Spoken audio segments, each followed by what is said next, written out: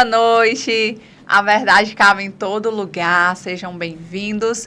Estamos aqui com mais um podcast, hoje já entrando aqui em clima de fim de ano, clima de Natal. Também estaremos aqui nesse momento de podcast, já finalizando o ano de 2023, para retornarmos em 2024 com muita novidade, né? Mas antes da gente continuar, já vai curtindo aqui essa live, deixa o seu likezinho aí pra gente, que isso é muito importante. Se inscreva no nosso canal se você ainda não é inscrito, ativa o sininho para receber as notificações.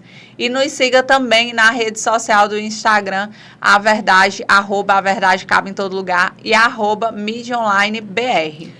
Muito boa noite, e como foi dito aqui, nós estamos chegando a mais um final de ano, mas que para nós também foi muito especial e muito importante. Nós tivemos o ano quase que todo aqui, né, junto com vocês, trazendo assuntos relevantes, trazendo convidados especiais para nós, e falar de tudo isso é também relembrar um pouco daquilo que Deus fez, né, nesse lugar, através das nossas conversas, através... Tudo que foi compartilhado. E, inclusive, o que alcançou a sua vida, né? E pra gente é muito importante saber se, de repente, teve algo que mais te marcou, mais te chamou a atenção, que você recorda. Põe nos comentários. Comenta aí, manda pra gente, né? O que você mais gostou, o que mais marcou. Isso, e aí a gente quer muito saber. E hoje nós vamos estar, né, recordando um pouquinho de momentos marcantes para nós e que nós esperamos que também possa abençoar a sua vida novamente. É isso mesmo, hoje a gente vai fazer aqui a retrospectiva 2023 do podcast A Verdade Cabe em Todo Lugar, né? Tivemos vários aí convidados e hoje a gente vai trazer alguns dos últimos convidados, né, que tivemos aqui nesse segundo semestre, né, de 2023. E foram vários convidados, cada um com um tema diferente, uma história diferente, compartilhando aqui, né, os testemunhos, as histórias de vida, né? Teve alguns como, por exemplo, a psicóloga Bárbara, que esteve aqui conosco falando de comunicação não violenta.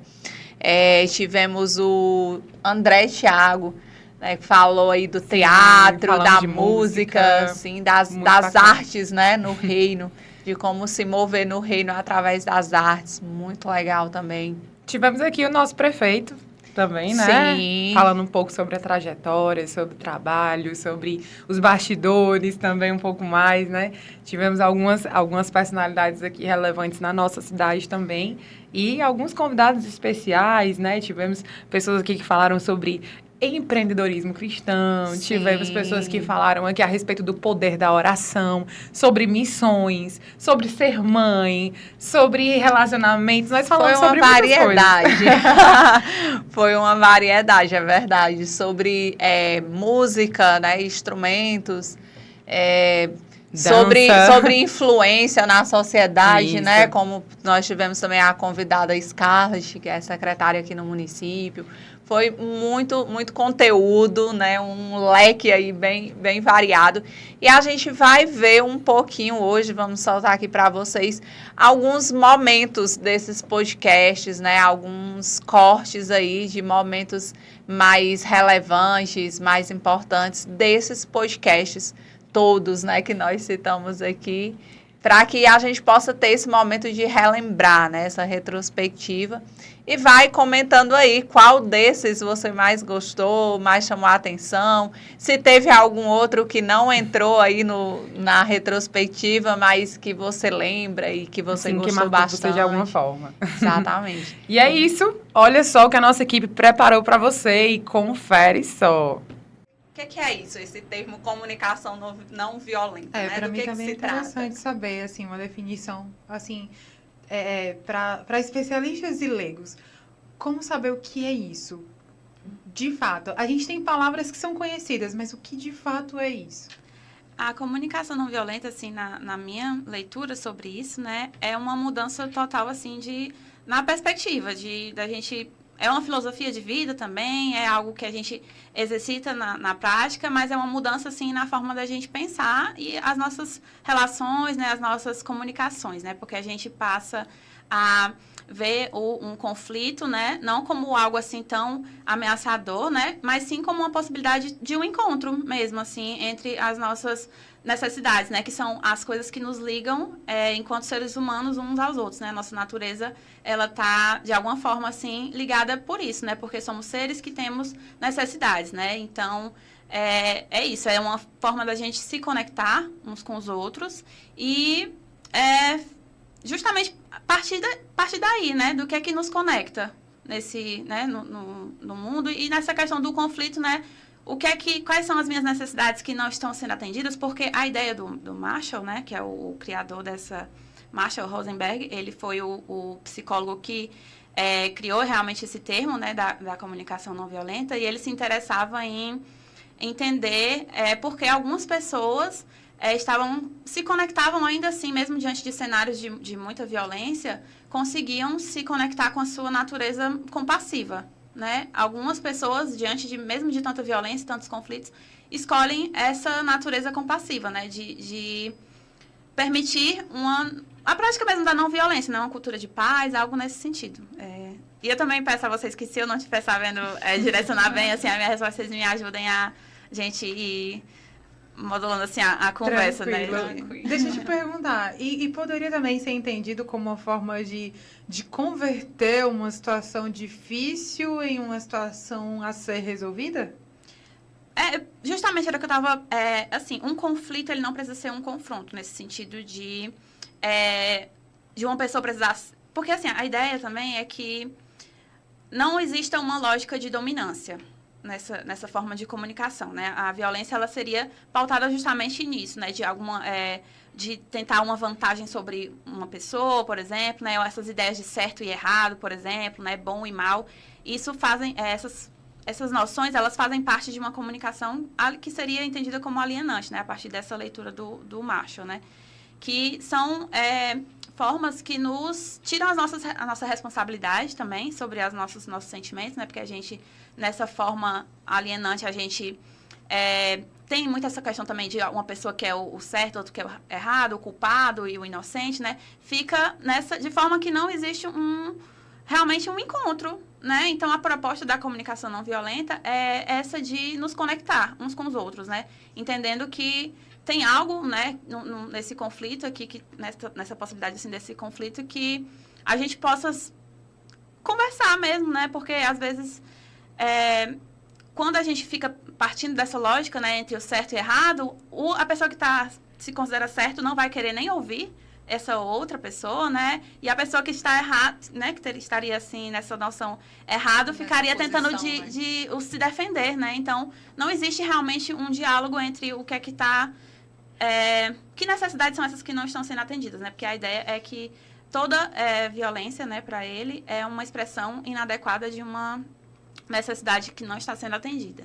Esse é um ponto. E assim, eu, na verdade, eu não cantava nada, fui aprender mesmo na adolescência. Eu acredito assim, que foi um chamado de Deus na minha vida. E já na adolescência, no conjunto de adolescentes, eu posso contar um testemunho já para iniciar. Os meninos no ensaio falavam assim: André, tu não tem voz. Os meninos cantando, né? E eu ficava assim, meu Deus, eu ficava comigo mesmo, né? Triste, mas eu cantava. Eu estava ali nos ensaios e eu tinha muita vontade de querer aprender a louvar o Senhor. Eu realmente era os ensaios todos os sábados, era 10 horas da manhã. Nosso regente era o Edvan, que hoje ele é o pastor lá das Maleitas. Sim. E os meninos foram falar pro regente: ali o André tá desentoando todo o hino e Nossa! Tal. E o regente: André, levante aí, cante um pouquinho pra gente ouvir. Eu até lembro hoje o pedaço que era a música Para Sempre da Cassiane. Eu fui cantando ali nervoso na frente dos meninos. E os meninos que são, né, brincalhões, aí começaram a achar graça. E naquele momento eu fiquei triste e eu voltei para o meu canto. Não, Edvan, vou fazer só a segunda voz no meu canto, vou ficar ali mesmo. E terminou o ensaio, cheguei em casa, me ajoelhei, comecei a chorar e disse assim: Senhor, me ensina a louvar, me ensina, né, eu quero te louvar de todo o coração. E aquele momento ali foi um momento de comunhão assim que eu tive com o Senhor, né? Eu senti a presença dele, eu digo comunhão porque a gente sente a presença do Senhor. Sim. E ele fala com a gente. E depois de alguns anos, me chamaram para eu ser o líder de louvor do grupo de louvor da mocidade. Eu não queria participar. Uau. E eu disse, não sei cantar, não dá. E aí nas orações, a gente chamava uma irmã de fora para fazer a oração, e essa irmã chegou para mim e disse assim, olha, Deus te mandou te dizer uma coisa, você estava no seu quarto orando, pedindo ao Senhor o dom de louvar, e Ele está te dando nesse momento o dom de louvar. Só Deus e eu sabia naquele momento, eu comecei a chorar ali, e foi um momento assim que hoje eu nunca vou esquecer. A partir daí eu comecei... Quando é Deus que fala, a gente nunca esquece. Exatamente, e aí eu comecei a buscar ter mais conhecimento sobre o louvor, a música. Eu fiz aula de canto, né, em Fortaleza, eu tive a oportunidade de ir, né, fiz algumas aulas, e nós fizemos o grupo de louvor, nós era 12 pessoas na época, e assim, foi uns momentos assim inesquecíveis na presença de Deus, e Deus foi capacitando, foi assim de uma hora para outra, não. Deus está te dando dom, você já está cantando. Não, foi um processo realmente que foi construindo, aí depois a gente foi aprendendo vocal, e aí em 2008 a gente construiu o grupo da cantata. O grupo da cantata são os cantores da igreja, os cantores solos. Nós se juntamos, né? O Francisco disse assim, André, vamos fazer uma cantata na igreja. Eu não sabia o que era cantata, né? Cantata, meu Deus, o que é cantata? Aí eu fui pesquisar na internet para saber. Quando eu olhei, era composição musical, que tinha, né, narrativas e tinha apresentações. Eu achei interessante, porque nunca tinha isso na nossa igreja. E eu, pesquisando os louvores, os hinos, encontrei uma cantata chamada Amor Nasceu. Não sei se vocês conhecem o Amor Nasceu. O Amor Nasceu conta a história do nascimento de Cristo, né? E eu achei interessante porque tinha narração e louvor. Nunca tinha visto isso, né? E eu sempre gostei de assistir desenhos animados, né? Essas coisas de Broadway, né? Eu achava isso incrível, né? Assim, poxa, por que não fazer uma coisa diferente, né? Vamos tentar fazer. E naquela época, 2008, era muito difícil a gente fazer uma peça, porque tinha muitos irmãos conservadores, né? E sempre tinha aquele negócio, não dá para fazer, assim, é desonroso dentro da casa do Senhor. A gente, né, sempre tinha isso.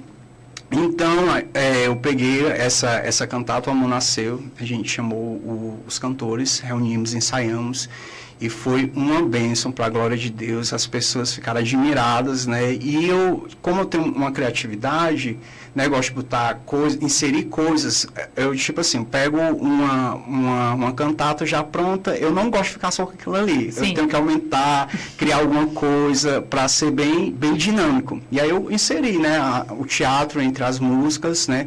Começamos com a coreografia, né, uma narração, ficou muito legal. E aí, a partir daí que eu fui dando mais gosto pelo louvor também, né? Porque tem a divisão vocal, você aprende as divisões, né? A gente aprende a classificação vocal das mulheres, sim, e dos homens, e tem o coral, e tem as reuniões de ensaio, que sim, é muito legal, muito, muito bom. E isso chama atenção as pessoas, chama atenção quem está também dentro da igreja, porque você aprende, né, dentro da igreja a ser menos tímido e tá ali na frente, participando. É tão bom quando a gente faz uma obra para Deus, né?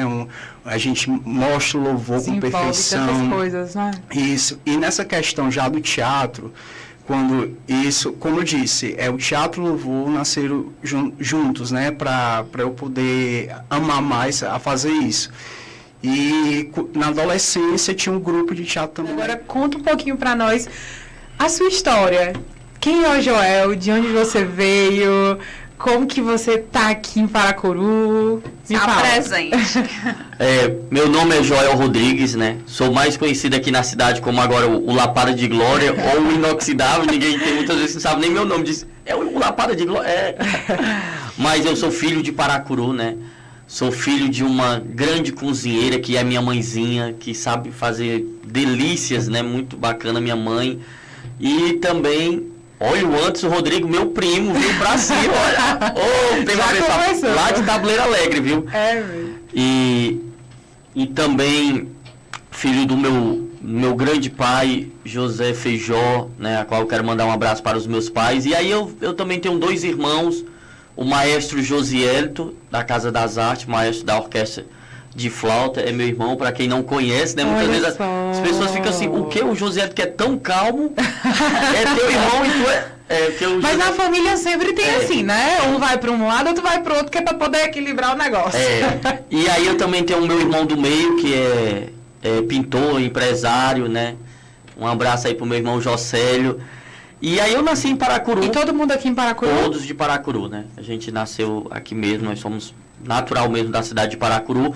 E a gente morava ali no Ronco do Mar, né? Minha infância foi lá, perto da praia, perto dos pescadores, perto da Silvana Lima. Então a gente vem desse conhecimento todo. E aí eu conheci os projetos sociais. Joel foi conhecendo os projetos sociais e foi entrando nessa vertente para a cultura. Mas quando? Escola, nesses movimentos mesmo? de escola, esses movimentos que... E nesses movimentos, o que é que você gostava? Onde você se inseria? Muito em teatro, na arte de apresentar. Sempre gostei muito dos microfones, de estar apresentando e falando. Mas tinha timidez, né? Hoje nós estamos aqui, mas a timidez era muito grande. Mas os nossos professores que me ajudaram demais, Jaldemir, quero mandar um abraço pro meu professor, viu, que me ajudou demais. Aqui tinha um projeto chamado Tenda da Leitura. Então, foi com tudo isso que foi chegando esse Joel que vocês conhecem, né? Mas por trás desse cara da cidade, de apresentar, de estar na cultura, é um filho, um bom filho, um apaixonado pela cidade de Paracuru, pelas histórias, pelas pessoas de idade e apaixonado pelo reino, porque quem conhece Jesus verdadeiramente, ele não volta desse encontro vazio, ele sempre volta renovado. Então, para mim, gratifica demais. E aí, nesse caso... E você que está nos acompanhando, que está curtindo o podcast, deixa o seu like, ativa o sininho, já se inscreve no nosso canal, manda aí seu comentário, sua pergunta aqui pro nosso convidado inoxidável. O que você quer saber do Joel, que você nunca soube antes? Cuidado! Ai, que legal, que bacana. E aí a gente falou, né, a respeito aqui de um pouco como foi essa entrada. E aí, desse momento que você aprendeu a tocar e tudo, houve esse tempo também de conseguir tocar na igreja? Houve esse link de alguma forma? Ou nessa não? época você já era convertido? Não. Conta aí um pouquinho. Eu só tenho, de fé, eu só tenho 3 anos. Eu sou novo convertido, querendo ou não, ainda estou engateando, aprendendo muito e buscando muito. Mas tudo que Deus faz na nossa vida, a gente não entende no momento, mas depois a gente começa a clarear. Então, todo esse processo de ter gostado da flauta e tudo, e me apaixonar pela flauta, e fui para a flauta, aprendi a tocar esse instrumento, que é um dos instrumentos que eu tenho muito respeito por esse instrumento. Muito suave, um som muito agradável. E aí eu também comecei a reger, dar aulas, fui para os distritos, comecei a ser professor, dando aula, criando metodologia, porque tem gente que quer seguir uma profissão pelo dinheiro e não pela felicidade. E quando eu comecei a ensinar aquelas crianças, você criando metodologia, o que é pauta, e aí eu ficava na cabeça pensando assim, o que eu vou ensinar uma criança o que é um pauta? E se eu der uma aula rapidez aqui para todo mundo que vocês estão pauta, eu olhava para minha mão e eu associava. Eu disse, não, a gente tem que ter experiência para ensinar, vivência. Eu dizia, criança, a nossa mão é uma pauta. Como é isso, Tijoel? A pauta é um conjunto de 5 linhas com 4 espaços. Isso é a teoria da música. Então, você transforma a teoria numa aplicabilidade. E, sempre que olhar para a mão, não tem como errar. Pauta é um conjunto de 5 linhas, que são os dedos, com 4 espaços, onde se escreve as notas musicais. Pronto. Aí eles aprendiam. Quando eu dizia assim, o que é pauta? Eu já esticava a mão. Aí eles já diziam, olha, pronto, já pegou. E aí eu queria criar uma metodologia, porque cada linhazinha dessa aqui, da música, tem uma nota específica. E aí eu criei uma história. Porque eles não associavam. Eu dizia assim, tal linha é uma nota. Quando era na outra aula, eu já tinha esquecido. Eu dizia, vixe, rapaz, tá ruim. Não, o professor ele tem que puxar essa responsabilidade, não é cobrar dos alunos. E eu disse, não, então vou mudar. Aí criei uma metodologia que eu já pesquisei em todo canto, não tem. É a história do Joel. Eu digo assim, na primeira linha é o que o gato faz. O que é que o gato faz? Como é que o gato faz? Miau. Miau. Essa primeira linha é a nota Mi. O gato pegou o sol, aí eu já dizia. O sol eu já estou dando de resposta para vocês. Ele foi para o hospital. Já estamos na terceira linha. A terceira linha é do hospital. Quando você chega no hospital, o que tem lá? Um cartaz de uma enfermeira pedindo o quê? Aí ele já dizia, o quê? Silêncio. Silêncio. Então aqui a nota Si. Só, aí o gato ficou lá e teve alta do hospital. E aí ele vai agora para a 4ª linha. Ele teve alta, mas ele morava muito longe esse gato e ele foi autorizado a ir de ambulância. Só que a ambulância estava virada para a parede. Ela tinha que dar o quê para não derrubar a parede? Uma ré. Olha, que já é um ré. Só que ele morava tão longe que ficou de noite e a ambulância teve que acender o quê? Os faróis. Aí pronto. Aí, essa historinha, aí quando eu digo assim, a 3ª linha. Aí eles com dúvida, eu digo, a linha do hospital? Jessie! Que fantástico. Que legal, olha aí. Sempre com a gente no podcast, escuta falar em algum momento da participação da minha mãe. E hoje ela está aqui no estúdio com a gente. Tá falando aí nos comentários do YouTube, mas hoje ela está aqui no estúdio com a gente, acompanhando de forma ao vivo pela primeira vez aqui. Seja bem-vinda mais uma vez aqui, né, para minha mãe, que sempre nos acompanha, sempre nos assiste, sempre comenta, e hoje ela tá aqui. Hoje ela tá aqui com a gente no estúdio, né? Mas se falar daí um oi, o pessoal escuta daqui. Oi, pessoal! Prazer, viu, estar aqui pessoalmente, conhecendo os estúdios. Olha aí. É porque a gente até conversou, né? Ela não quer muito aparecer, mas ela tá aqui, tá, gente?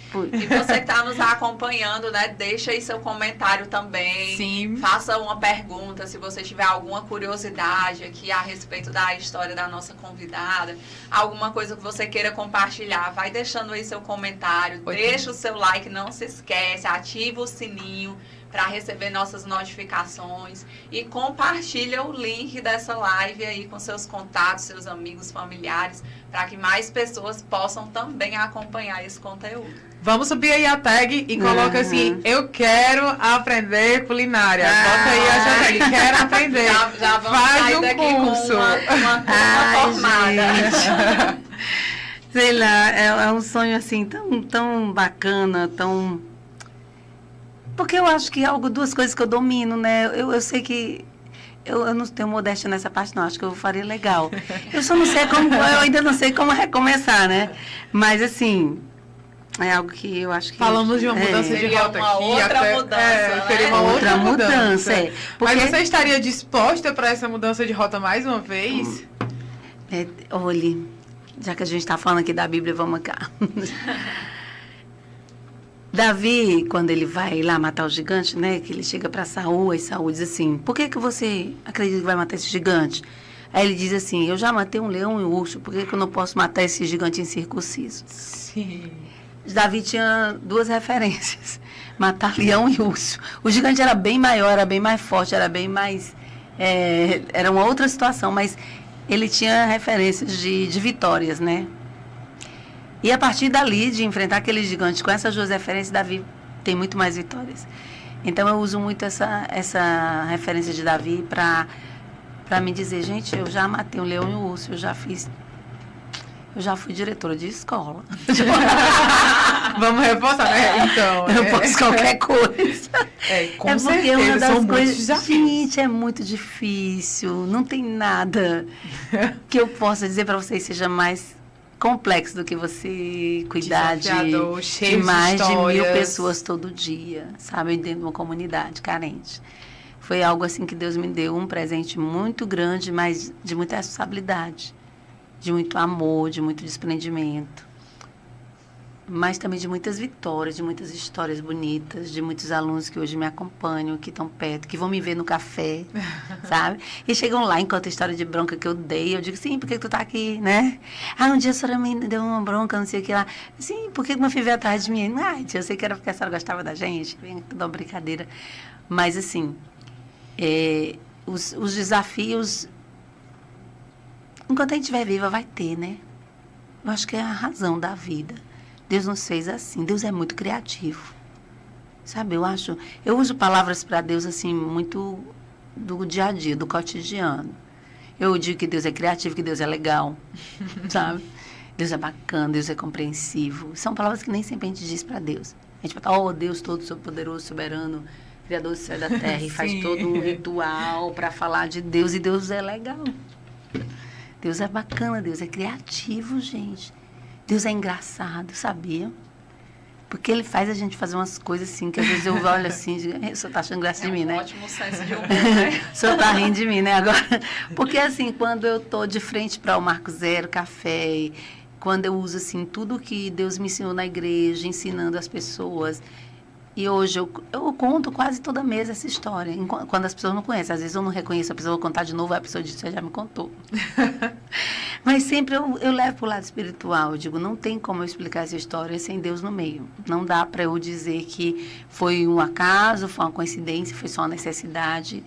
Foi um Deus pegando toda a minha história. E aí, Adriano, fala um pouquinho pra gente dessa parte do tempo de competição, né? Você falou que teve um momento aí que o surf foi trabalho para você, né?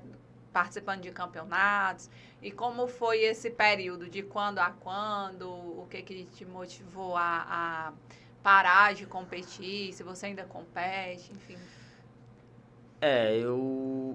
Como todo atleta, a gente sonha em não só surfar, a gente tem esse instinto de competir, né? De ver qual o seu nível, de se comparar no meio do esporte ali, com os amigos e tal. E onde tem onda, tem campeonato, né? A gente sempre é incentivado pelo pai,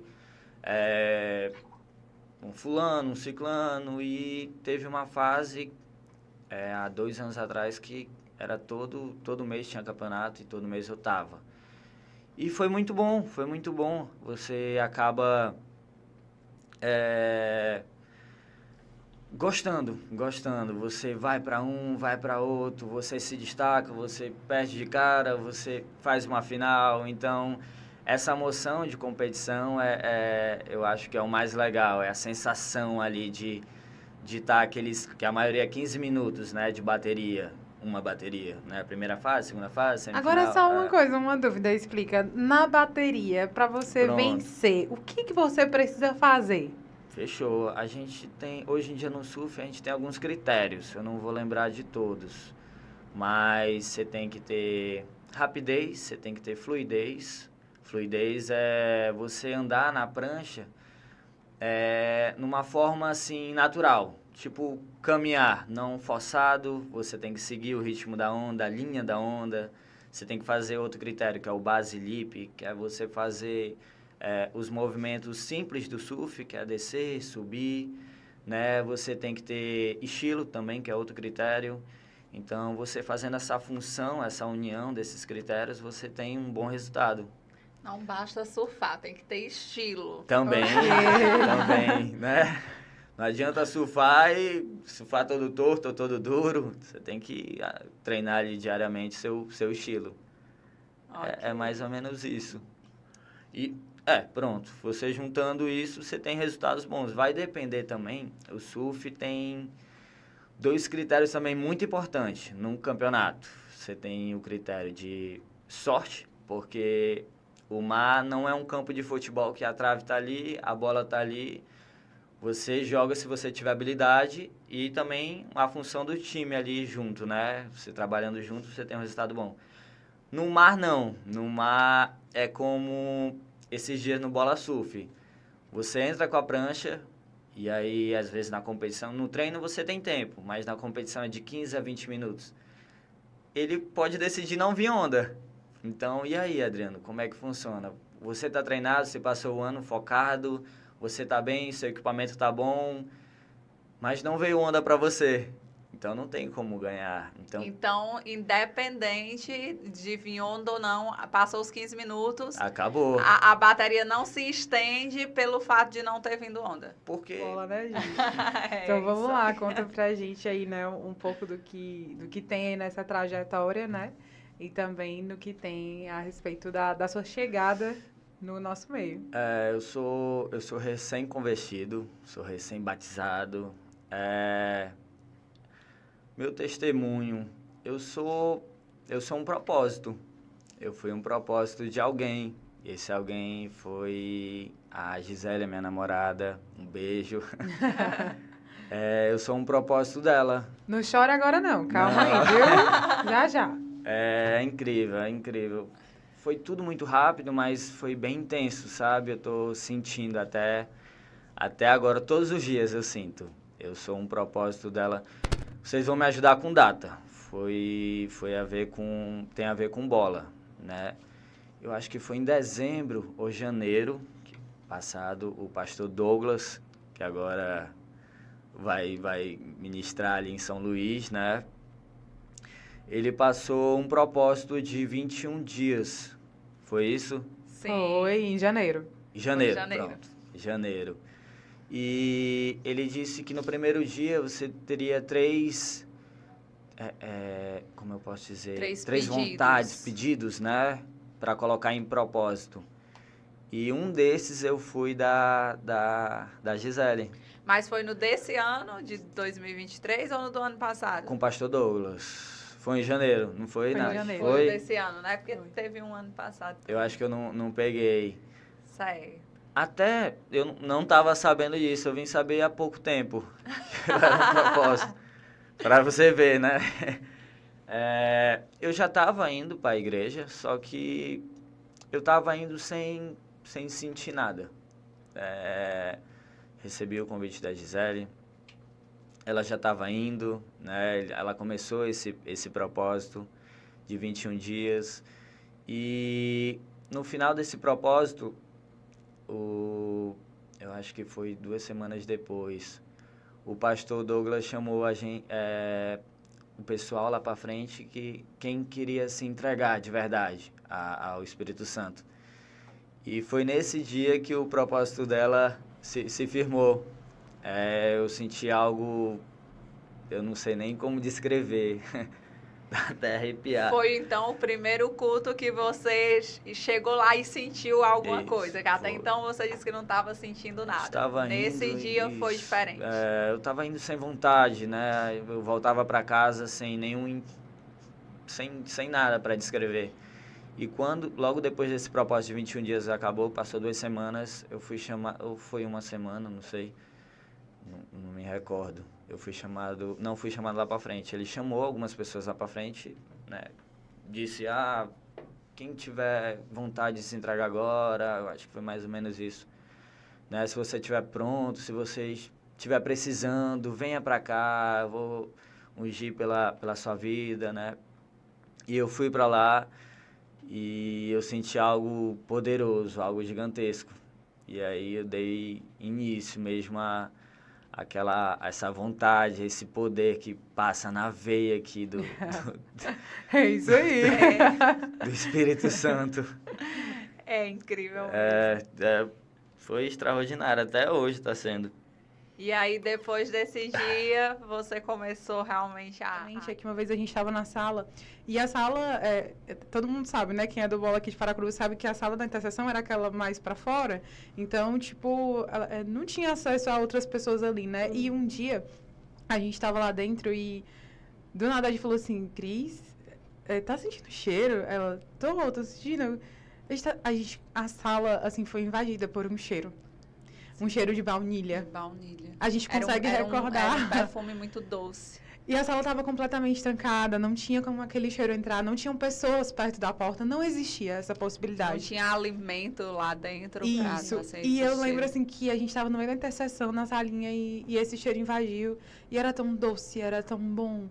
E assim, era palpável. A gente conseguia realmente sentir. E eu particularmente nunca tinha tido uma experiência desse tipo, sabe? E na hora a gente olhou assim e ficou, cara, isso só pode ser o Senhor de alguma maneira vindo aqui sobre nós nesse lugar. E assim, tem coisas e experiências no meio das batalhas, da intercessão, que são experiências sobrenaturais no natural também, né? E coisas que muitas vezes nós não esperamos. Sim. Então, assim, conta pra gente uma experiência que foi assim, nossa... Sobre eu contei agora uma que marcou a gente dentro da sala. Agora, uma marcante do que posso ter vivido. Que não, aqui só podia ser o Senhor. A Thalita tá aqui, tá não, né? Thalita, se você estiver aí, manda um oi pra gente saber. Eu acho que ela não tá. Entrou aqui o João Paulo. Pastor, divulga, pastor. Todo mundo, viu? Obrigada. Compartilha o link, gente. Gente, assim... A maioria das minhas experiências não foram tão lindas como essa. A maioria das minhas experiências em sala foi experiência de guerra mesmo. Assim, de luta. Era até algo que eu questionava o Senhor. Eu dizia assim, ô Deus, o pessoal vem com coisas tão bonitinhas e tal. E eu só vejo, pai, só... Mas eu entendo que eu fui chamada para isso, né? E sim, teve momentos bons também, né? De ser guiada, né? De conduzir anjos, né? Eu não sei se está no roteiro, vamos falar um pouco isso, mas a nossa oração é o que conduz, né? A ação dos anjos, né? A palavra do Senhor fala que, lá no Salmo 91, que aos seus anjos dará ordem aos nossos respeitos. Então, as nossas orações movem os anjos, né? Assim como foi com Daniel. A oração de Daniel moveu ali no sobrenatural para que, na hora que Gabriel estava pelejando com o príncipe da Pérsia e ele não conseguiu, veio Miguel, né? O arcanjo Miguel, e ele conseguiu destronar o príncipe da Pérsia e trazer o recado. Então, os anjos, eles trabalham ao nosso favor. E aconteceu já, né, isso. Mas, para mim, o que mais foi marcante, assim, de sala de intercessão, né? Não de ministração de cura, mas de sala de intercessão, foi quando estava na sala eu, a Thalita e mais 2 intercessores. E a gente guerreou com... A gente foi muito engraçado. Gente, olha, o sobrenatural é para quem crê, tá? O que eu vou falar isso que o pastor tá contando? Pronto. Cadê? O pastor colocou aqui, um touro entrou na sala e entregou e Deus entregou a espada. Pronto. Para arrancar a cabeça. Pronto, foi isso. Gente, é para quem quer, tá? Eu não tenho visão aberta, né? A Thalita, ela já tem. A Thalita né? Uma intercessora que esteve comigo praticamente desde o início, né? Ministrei o curso que ela foi formada como intercessora, foi o primeiro curso de intercessão que eu ministrei. Então, assim, a gente tem uma história na intercessão. Em vários momentos esteve só nós duas. Então, a gente tem uma história. E ela tem visão aberta. E a Thalita, ela é uma intercessora que qualquer ministro, qualquer intercessor gostaria de ter do lado, porque ela tem uma visão muito clara de muitas coisas. E muitas vezes o que eu sentia e não conseguia ver, ela via e direcionava. E nesse dia, lá na nossa antiga igreja, né, na Calcaia, a gente viveu por muitos momentos de guerra. E esse dia era mais um dia desse, né? E nós estávamos na sala e apareceu, né, esse espírito maligno em forma de touro. E eu não vi, mas ela viu e outro intercessor também viu. Ele disse assim, tem um touro aqui e tal e tal. E a gente orando. A sala tinha acabado de ser pintada, né? Tava toda pintadinha a sala e tal. E aí a gente naquela guerra, pá. E aí ela fala, ela chegou pra mim, eu tava de costa e ela chegou perto de mim. Quando ela chegou perto de mim, ela fez assim, toma. E ela deu algo na minha mão. E quando eu segurei, eu caí junto do peso, né? Foi algo assim muito pesado. E aí na hora que ela me entregou, eu caí. E aí levantei. Quando eu levantei, aí ela disse assim, o Senhor tá te dando uma espada e com essa espada você vai cortar a cabeça do boi. Aí... Eu ia perguntar agora, quando deu esse start? Agora eu vou me candidatar a ser prefeito. Ou então, todas as experiências, elas culminaram em querer algo a mais, em ver que podia ser feito mais, através de tudo. Como que se deu essa parte do start? É uma soma, né? É uma soma de tudo isso. Porque, assim, se a gente for pensar bem, lá no início, imaginar que o Beim, filho de uma professora e de um sanfoneiro, chegar a ser prefeito, é muita audácia, né? Mas eu digo sempre que o sonho, né? O sonho da gente, a vontade, ela tem a força de nos levar até onde a gente quer. É claro que tem sonhos que saem da razoabilidade, né? Tem sonhos que, por exemplo, se quiser ser rei da Inglaterra, né? É um sonho, isso aí é impossível. Mas ser prefeito de Paracuru é um sonho que eu poderia torná-lo possível. Mas isso só veio mesmo, assim, a surgir quando eu, de fato, fui escolhido para ser o vice-prefeito em 2012, né? Na chapa com o seu Ribeiro. Até então não tinha pretensões de entrar na política, de ser político. Mas assim, como eu trabalhei, tive essas experiências em prefeituras, né? Em Paracuru, começando por aqui, a gente percebe e sabe, né, que tudo acontece através da política. Então, assim, às vezes eu sempre digo às pessoas, a gente pode se chatear com o político, pode se chatear com fulano, com ciclano, beltrano, mas a gente não pode desistir da política. Você pode desistir de algum político, de alguém que você, né, acredite que não vai lhe representar bem, mas da política você não pode desistir, porque tudo passa por ela. Então, se a gente não votar correto, se a gente entregar os pontos, vamos dizer assim, né, então a gente comete erros que vai repercutir na vida da gente. Porque o preço do combustível depende da política. O preço do arroz, da caixa de fósforo, tudo. Então, assim, é do mínimo ao máximo, passa pela política. E isso foi movendo a gente, como a gente vai tendo conhecimento de como funciona, né, a máquina administrativa, a administração pública, como o município poderia ir buscando algo mais, e isso foi movendo a mim e a alguns amigos nossos. Poxa, bem, Paracuru tem tanto potencial, por que a gente fica nessa mesmice, não sai do lugar, não tem voos mais ousados, né? E como eu lido bem com as pessoas, foi surgindo meu nome, né? Em 2012, acabei sendo escolhido para ser o vice do seu Ribeiro. E em 2014 a gente resolveu apoiar um candidato a deputado, a gente viu que a votação foi boa, expressiva. Não, vamos ver se a gente muda aqui a política do Paracuru. Nós, como cristãos, né, entendemos que o nosso corpo, ele é a morada do Senhor, né? Nós somos templo e morada do Espírito Santo. Então, nós precisamos, sim, cuidar das nossas questões emocionais, que sempre é o foco maior, né, nas igrejas, mas nós também precisamos cuidar do nosso corpo. Sim, né? Não é só ter uma vida espiritual, uma vida emocional, mas também o corpo, né? Para que a gente se mantenha firme ali, com saúde, com energia, para viver aquilo que Deus nos chama para viver, né? Cumprir nossa missão aqui nessa terra. Isso mesmo. Mas aqui eu queria pedir até a licença e a permissão para falar algo que me chamou a atenção. E até fazer também uma alusão, um comparativo a um outro assunto, mas que ficou muito fácil de assimilar. Foi comentado aqui a respeito de, olha, você pode até se decepcionar com pessoas, mas não vale a pena você desistir da política.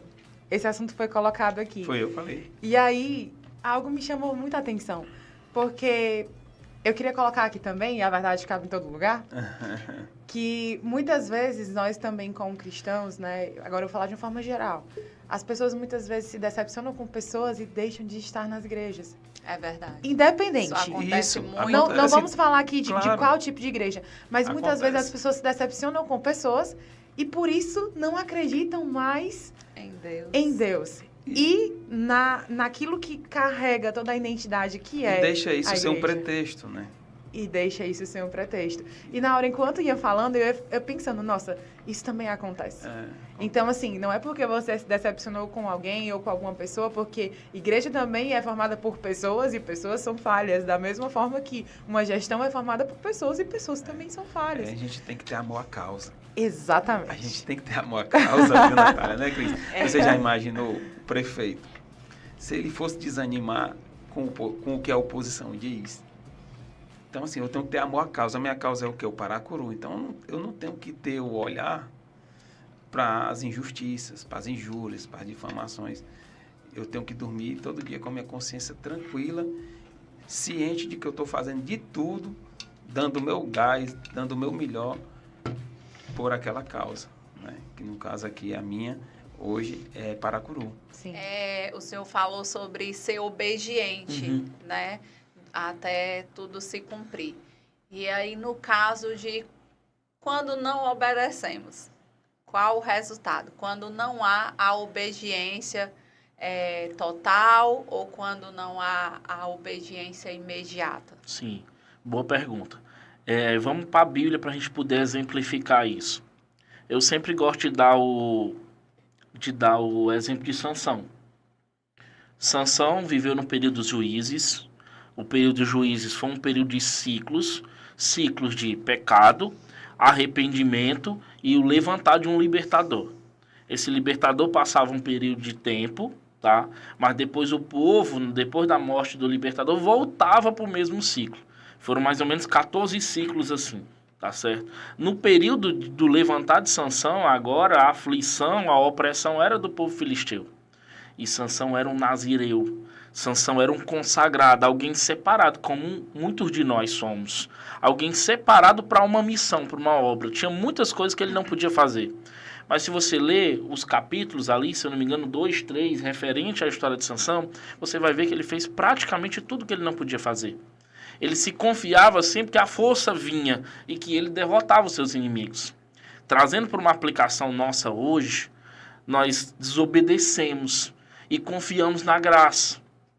E confiamos na bondade de Deus, na misericórdia de Deus. E tudo bem isso. Mas fica ruim quando nós começamos a transformar a graça em libertinagem, como diz o livro de Judas. Então, isso é perigoso.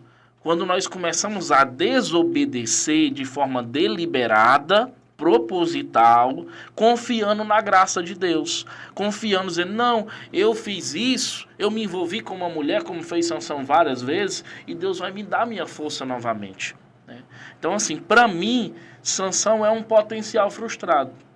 E parem para pensar e imaginar a quantidade de amigos cristãos que vocês têm, que hoje vocês olham, não estão mais dentro da igreja, exercendo o seu chamado, o seu ministério, e você diz, é um potencial frustrado. É um potencial que deveria estar fluindo. Ontem mesmo recordei, né, de alguém assim nesse ponto. Pois é, avançando, rompendo, mas infelizmente a pessoa desobedeceu. E a desobediência, Cris, vai trazer as consequências. A desobediência, o nosso Deus, ele é perdoador, galardoador, tardio em irar-se, benevolente, mas não tem como quebrar legalismos espirituais, não tem. Não tem. Se Davi pecou com Betseba, e ele era um homem segundo o coração de Deus, um rei, talvez o rei mais amado de todo Israel, um rei próspero que quase conquistou todo o território, mas ele sofreu as consequências disso. A sua família, a partir daí, teve diversas consequências fruto da sua desobediência. E se a gente for bem falar, e a gente for fazer essas conjecturas aqui, eu gosto de fazer elas, que eu tenho certeza que o que Deus tinha para Davi em relação à promessa da sua família não era isso. Não era isso. A promessa da família de Davi, que Deus tinha para Davi, não era essa. Entendeu? Mas por conta de uma desobediência, acarreta várias consequências espirituais. Entendeu? Então, as promessas são lindas, são maravilhosas, mas nós precisamos ser obedientes. Nós precisamos viver uma vida de integridade. E isso aqui não significa dizer que nós somos seres superiores e não vamos falhar. Até porque pecar no original é errar o alvo. Nós vamos, em determinado momento, errar o alvo. Mas viver em pecado e pecar é diferente. Usa essa palavra para mim. Será que eu entendi o recado errado? Né? Então, como lidar com as dúvidas no tempo de espera? Ótima pergunta. Na realidade, todos nós vamos passar por isso. A parábola da semente diz que quando a semente é lançada, o diabo vai tentar fazer de tudo para que essa semente seja roubada. Essa semente a gente pode trazer uma simbologia para a promessa, como fosse uma promessa ali. Então, da promessa ao cumprimento da promessa tem esse tempo de processo e maturação. Da mesma forma como da plantação para a colheita. Ninguém planta hoje e colhe amanhã, não. A gente planta, espera, rega. A gente trabalha no campo, a gente coloca mais sementes, a gente arranca as ervas daninhas, a gente vai trabalhando no campo até chegar o momento de poder colher, entendeu? As dúvidas vão existir. Existiram comigo. E aí o que é importante? Pedir a Deus uma testificação da promessa. A gente vê isso na Bíblia diversas vezes. Abraão recebeu a promessa. Acho que lá capítulo 12, capítulo 15, ele recebe uma testificação da promessa. É como se Deus dissesse, filho, demandou tempo. O processo está longo, está trabalhoso, está saindo lágrimas dos teus olhos. mas eu continuo firmado nessa promessa. Quem te prometeu é fiel para cumprir ela, entendeu? Ele chegou até nós aqui também em Paracuru e tem sido bênção. Muito legal. Poxa, então, gente. falando de empreender, né, e falando do Senhor, agora conta um pouco pra gente de como que foi essa caminhada sua com o Senhor, quando iniciou, como que foi o seu encontro com Jesus? O que aconteceu? Eu sou filho de pais separados, né? Eu nasci em Fortaleza, né, na capital. E aí eu sou de uma família de 7 filhos, né? Minha mãe teve o primeiro casamento com 4 filhos, eu sou o mais novo, né? O caçula desse primeiro casamento. E aí meus pais separaram, meus avós, minha família é de Trairi. E aí vieram apanhar a gente em Fortaleza e levou pra criar a gente lá em Trairi. Meu avô fazendeiro, né? O único hotel que tinha na cidade naquela época e tal. Então, assim, eu fui criado dentro da fazenda, né? Eu plantei na roça com 3, 4 anos. A gente já abria cova com o pé e plantava milho e feijão na roça, acompanhando os meus avós, né? Nossa. E aí tinha um hotel também. Então, fui criado dentro de comércio. Depois, minha mãe teve vários comércios, restaurantes, churrascaria, bares, essa coisa todinha. E, assim, com 14 anos eu tive o meu primeiro emprego lá em Trairi, né? Fica pertinho daqui de Paracuru. Lá das praias de Mundaú, Flecheiras, Guajiru, aquela região muito bacana Linda. também. E aí, meu primeiro emprego foi nos Correios, eu fiquei 1 ano, era contrato. Como eu era menor, não tinha como renovar, não podia fazer concurso, prova nem nada. Fiquei desempregado, né? Minha mãe tinha comércio, meu avô, aquela coisa de... Mas eu queria mais, né? Eu sempre sonhei em ir mais longe, né? O interior, naquela época, né, me limitava um pouco, eu me via limitado ali, então... Eu não sei como que meus avós e minha mãe deixaram eu vir embora para Fortaleza só. Então eu vim naquela época, né? E aí morei junto com uma irmã minha que já morava aqui. E aí as coisas foram andando. Caí dentro do escritório de contabilidade, né? Fiquei 22 anos na área contábil, né? Muito bacana. E aí caí de paraquedas numa Rádio Logos, né? Fiquei na rádio por 6 anos. Logos FM? Logos FM. Nossa! Caí no paraquedas total, gente. Escutava, hein? Na verdade, assim, o que acontece? Não foi bem paraquedas. Assim, eu tava um dia no escritório e ouvindo a rádio no escritório, Deus falou comigo pra eu ir na rádio pra tentar um horário pra programa. E eu nunca tinha pensado nisso. De verdade. Então, foi uma voz muito forte. Dessa vez, Deus falou comigo muito forte. E eu lembro... Que ainda não conhece. De certa forma, quando fala em missão, você já imagina aquela pessoa ali, né, vestida completamente de santidade e vivendo algo difícil, delicado, complicado e talvez bem distante. Seres angelicais, né, que não pecam, né, que vivem, né. Eu acho que por muito tempo, né, o estereótipo do missionário, né, da pessoa que nós acreditamos, né, que é separada por Deus por um propósito específico, né, por muito tempo é botado uma capa, né, de santidade, né, essa pessoa tem mais fé, né, essa pessoa... É claro que quando nós vivemos em total dependência de Deus, as experiências que nós vivemos, eu posso dizer para você que são muito grandes, né. Sim, com como certeza. Eu costumo falar para os alunos, né, da escola que nós lideramos, é que a fé ela é como um precipício, né? E muitas vezes você vai ter que pisar fora do precipício e experimentar a provisão real do Senhor. Sim. E o missionário, ele vive muito isso, mas é pessoas comuns, né? E que tem as mesmas lutas, né? Que tem os mesmos sonhos, né?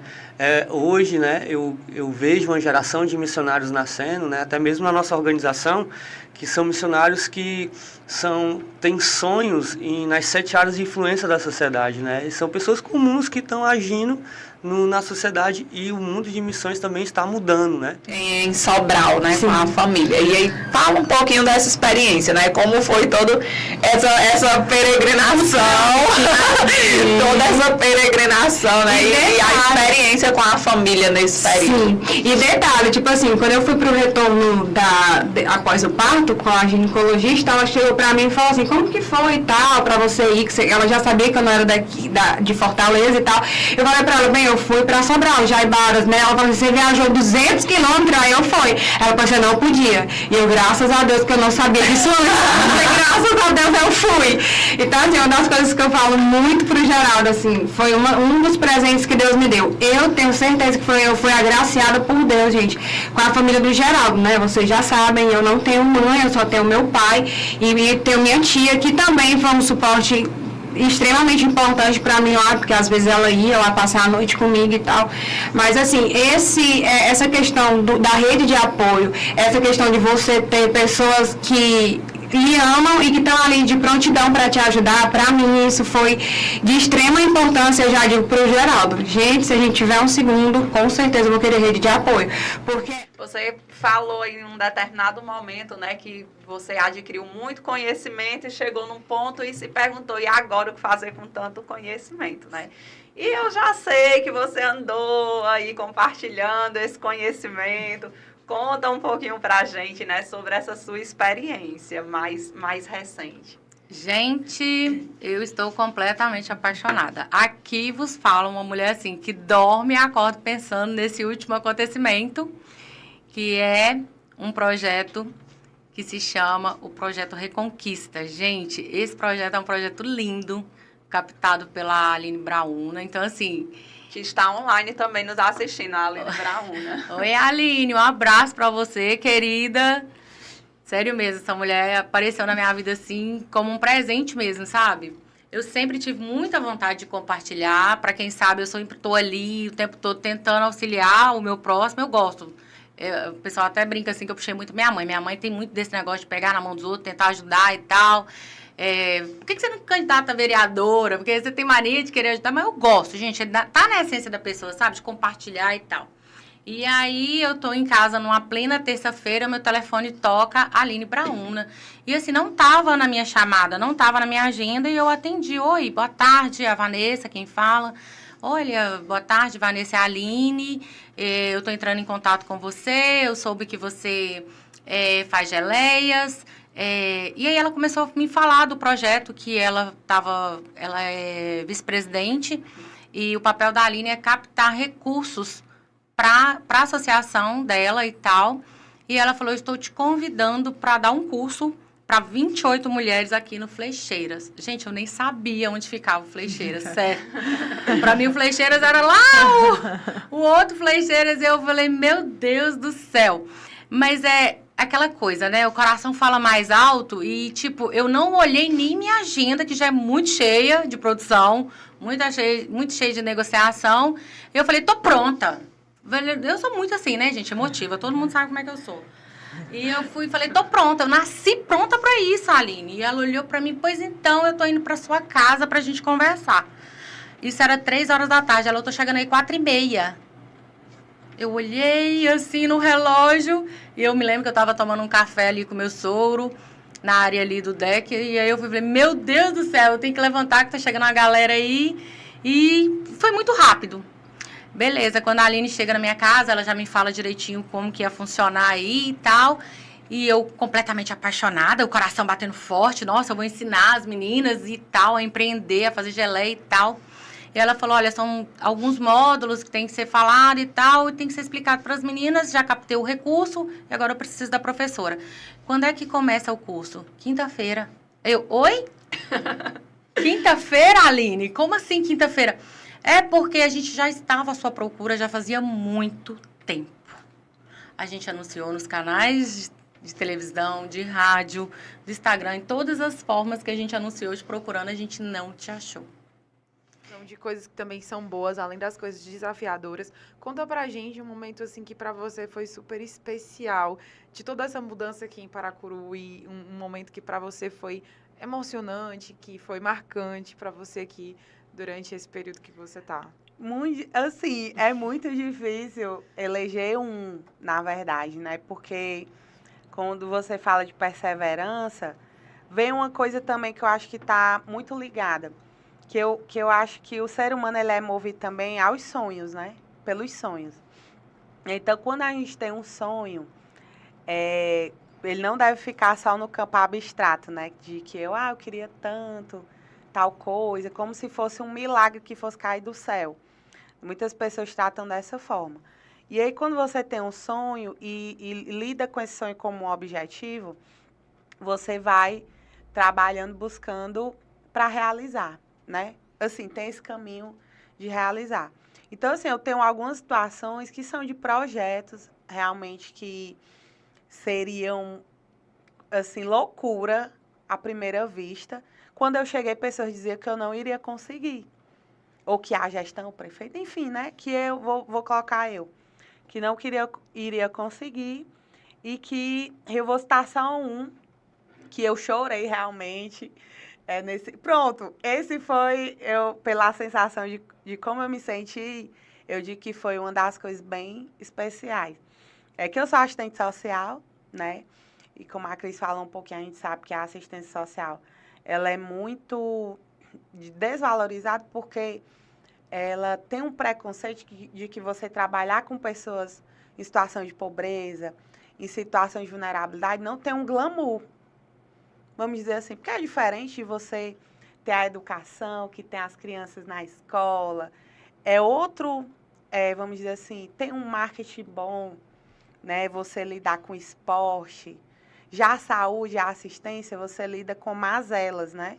Isso hoje, para quem está ouvindo, opte por não pagar o preço maior. Opte por pagar o preço que Deus pede que você pague. Porque o preço que Deus pede que você pague, Ele mesmo é fiel para te sustentar enquanto você paga o preço. E uma das coisas que eu tenho mais aprendido nesses últimos tempos é que é bem melhor você pagar o preço antes do que depois. É melhor obedecer do que sacrificar. A própria palavra diz isso, né? Então, quando a gente entende a vontade de Deus e observa a palavra de Deus, que logo mostra a sua vontade, muitas pedras no caminho vão ser evitadas. Né? Como eu falei agora sobre pagar o preço antes, né? Um exemplo você teve 2 anos aí onde você decidiu pagar o preço, de certa forma, antes de você tomar realmente, de fato, uma decisão. E eu tenho certeza que nesse tempo, nesses 2 anos, Deus trabalhou muitas coisas em você. Já foi ali, de certa forma, forjando alguns pontos, né? Afinal, outros pontos com certeza seriam forjados em outra estação. Mas ali, com certeza, Deus já começou a forjar alguns pontos para que você pudesse realmente tomar um passo, que fosse um passo da vontade dele, pagando um preço antes, né? E essa questão do pagar o preço antes, ela se chama mais obediência, né? Porque, assim, na verdade, a gente fala muito sobre, tipo, olha, tudo você vai pagar um preço. Escolha o seu preço. Como, por exemplo, você pode muito bem fazer academia hoje e gastar tempo naquilo e ter uma vida saudável, como também você pode ficar doente e ter que pagar o preço de ter que se cuidar. Então, assim, escolha o seu preço. Qual é o melhor preço? O antes ou depois? Então, a gente também está falando até um pouco sobre essa questão. Então, você viveu, por um lado, um preço do antes e depois você teve o preço do depois, na verdade. Por isso que quando eu encontro jovens nessa mesma situação, a minha recomendação é enfática em dizer, meu amigo, vá orar. Vai orar. Sim. Eu sei que você está passando, mas se você não orar e não buscar a vontade de Deus, você vai ouvir essa mesma voz lá na frente. Só que vai ser diferente. Porque Deus sempre fala. A Bíblia vai dizer que não há nada que aconteça sem antes Deus revele a seus servos, os profetas. Né? Uau! E aí? Como foi para você ter relembrado tudo isso? É isso aí, né? Esses foram alguns dos momentos do que rolou aqui em 2023 no podcast A Verdade Cabe em Todo Lugar. Espero que vocês tenham curtido, né? Relembrar aí todos esses momentos. E não esquece de deixar seu like, de se inscrever. 2023 está acabando, você ainda não se inscreveu no nosso canal. Tá perdendo tempo, se inscreve, ativa o sininho, nos segue nas redes sociais também. É isso mesmo. E lembrando que nós ainda vamos ter um momento especial aqui para contar um pouco mais para vocês, né, de como nasceu o podcast, ter uma mesa redonda com toda a nossa equipe. E aí esse momento também é um momento muito bacana que você já está convidado para nos assistir. Não fique de fora, hein? Próxima quarta, esteja aqui conosco novamente, que nós vamos ter outro momento aqui de falar sobre o podcast. E você, com certeza, vai estar aqui conosco, nos acompanhando, sendo o nosso convidado especial. Sempre na nossa mesa e em todo lugar. A verdade cabe em todo lugar.